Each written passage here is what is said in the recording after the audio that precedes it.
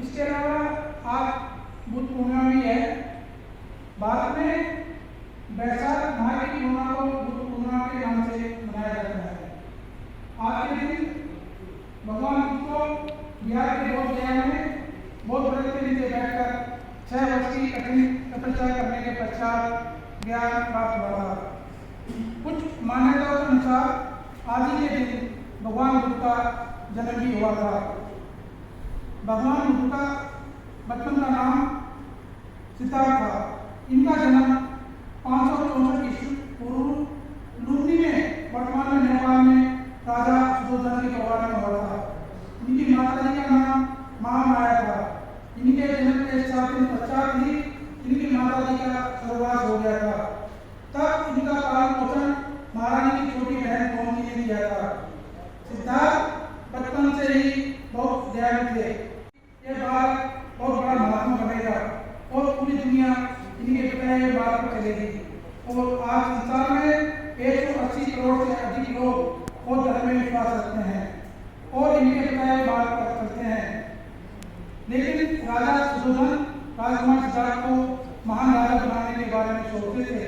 इसलिए राजा सुधोधन ने राजकुमार सिद्धार्थ को बाहर की दुनिया से दूर रखते हुए राजमहल के अंदर ही सारे सुख सुविधाएं दे रखी थी तथा 16 वर्ष की आयु में ही राजा ने राजकुमार सिद्धार्थ का विवाह राजकुमारी यशोधरा के साथ करा दिया था, जिनसे उन्हें एक पुत्र हुआ। इसका नाम रावण रखा गया। राजमहल में काम करने वाले लोगों की समस्याओं को देखकर राजकुमार सिद्धार्थ का मन विचलित रहता था। एक दिन सिद्धार्थ बाहर की दुनिया देखने के लिए राजमहल से बाहर निकले। सबसे पहले उन्हें एक बूढ़ा व्यक्ति मिला जिसके बाल सफेद और चेहरे पर झुर्रियां पड़ी हुई थी, कमर झुकी हुई थी। सिद्धार्थ उसे देखकर स्तब्ध रह गए।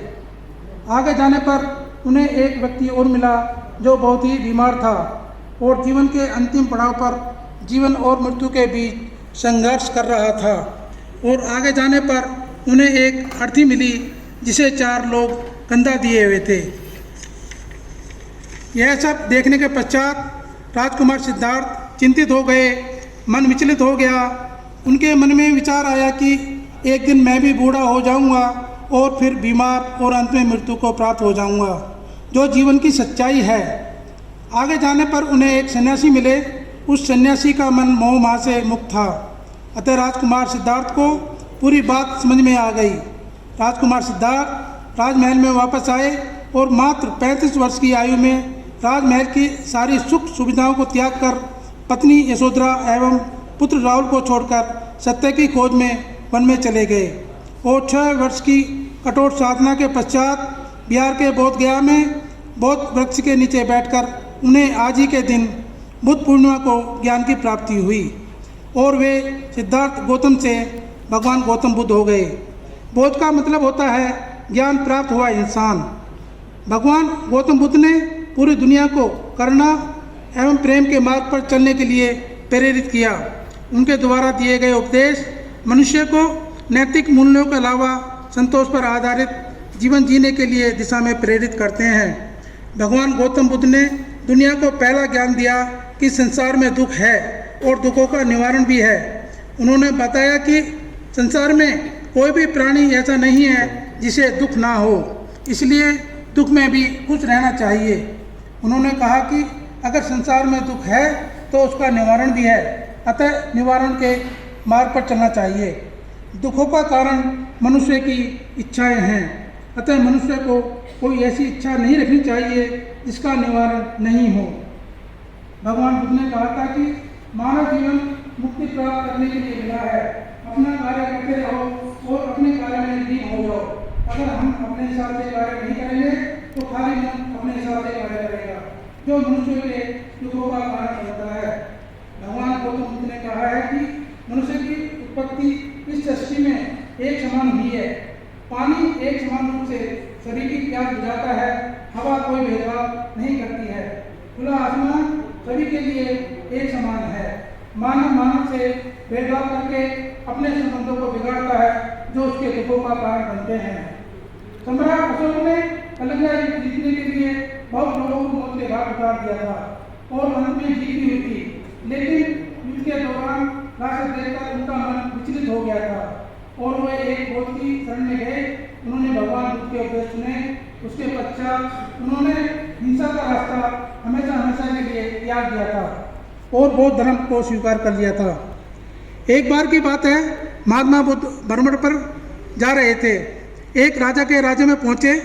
वहाँ के राजा विभीषण को महात्मा बुद्ध के आने की सूचना मिली तो वहाँ के राजा विभीषण अपने दरबारियों के साथ उनके स्वागत के लिए खुद पहुँचे। राजा विभीषण ने महात्मा बुद्ध के सम्मान में काफ़ी हीरे जवाहरात महात्मा बुद्ध को दिए। अतः दान दिए हुए हीरे जवाहरात को महात्मा बुद्ध केवल एक हाथ से स्पर्श करके ले रहे थे। तभी वहाँ पर एक बूढ़ी औरत आई जिसके हाथ में एक आधा खाया हुआ अनार था।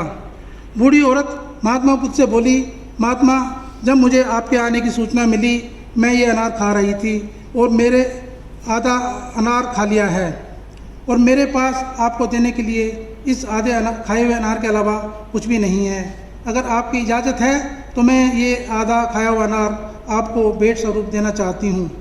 महात्मा बुद्ध खड़े हुए और दोनों हाथ फैलाकर उस बूढ़ी महिला से खाया हुआ अनार भेंट के रूप में स्वीकार किया। राजा विभीषण ये सब देख रहे थे। उन्होंने महात्मा बुद्ध से पूछा कि महात्मा, आप मेरा दिया हुआ दान हीरे जवाहरात केवल एक हाथ से स्पर्श ले रहे थे और पूरी बूढ़ी औरत का खाया हुआ अनार दोनों हाथों से लिया है, ऐसा क्यों? तब महात्मा बुद्ध बोले, आपने जो दान दिया है वो अपनी हैसियत के अनुसार 10% भी दान नहीं दिया है और ना ही आपने किसी ज़रूरतमंद को दान दिया है, लेकिन उस बूढ़ी औरत ने अपने हिस्से का निवाला तक मुझे दान में दे दिया है। अतः मेरे लिए इससे बड़ा दान कुछ और नहीं हो सकता है। अतः भगवान बुद्ध के त्यागमय जीवन, उनके उत्कृष्ट विचार एवं मानवतापूर्ण शिक्षाएं हमें अनंत काल तक प्रेरित करती रहेंगी और भगवान बुद्ध के आदर्श एवं उपदेश युगों युगों तक इस संसार को सत्य, प्रेम और करुणा की प्रेरणा देते रहेंगे। काश हम भी उनके जीवन से और उनके उपदेशों से कुछ सीख पाएँ। धन्यवाद। जय हिंद, जय भारत।